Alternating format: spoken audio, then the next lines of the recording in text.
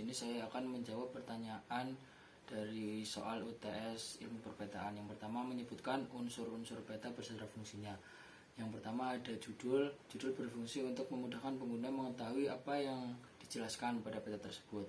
Yang kedua ada skala berfungsi menunjukkan perbedaan jarak sebenarnya dalam permukaan bumi dengan jarak pada peta. Yang ketiga ada penunjuk arah berfungsi untuk menunjukkan arah mata angin pada peta. Lalu selanjutnya ada simbol berfungsi untuk menggambarkan keadaan sebenarnya.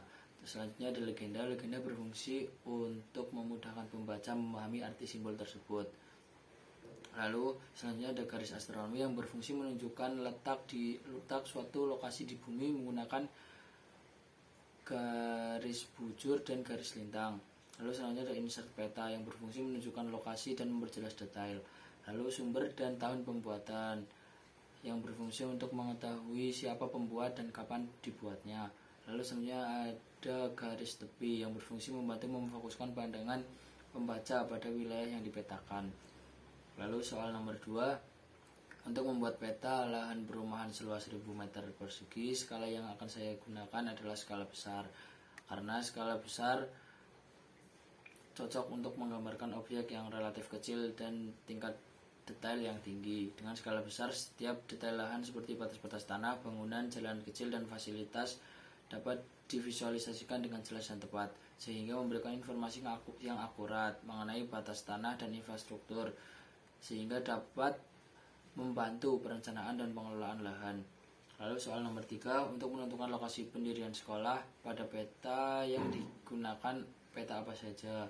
Yang pertama ada peta topografi. Peta topografi memperlihatkan kondisi fisik tanah dan relief wilayah seperti ketinggian, lereng, dan keberadaan sungai atau rawa. Peta ini sangat diperlukan untuk pemilihan lokasi yang aman, layak, dan nyaman bagi pembangunan sekolah. Yang kedua ada peta tata guna lahan yang memberikan informasi tentang peruntukan lahan di suatu wilayah. Peta ini penting untuk mengetahui apakah lokasi yang direncanakan sesuai atau tidak bertentangan dengan fungsi lahan sekitar. Lalu yang ketiga ada peta kepadatan atau persebaran penduduk. Peta ini membantu memastikan sekolah dibangun dekat dengan orang yang membutuhkan sehingga mudah dijangkau dan memenuhi kebutuhan wilayah setempat. Lalu yang keempat ada peta jaringan jalan atau aksesibilitas. Peta ini menganalisis kemudahan jangkauan dan transportasi. Lokasi sekolah harus mudah diakses oleh kendaraan pribadi, antar jemput, ataupun angkutan umum dan pejalan kaki.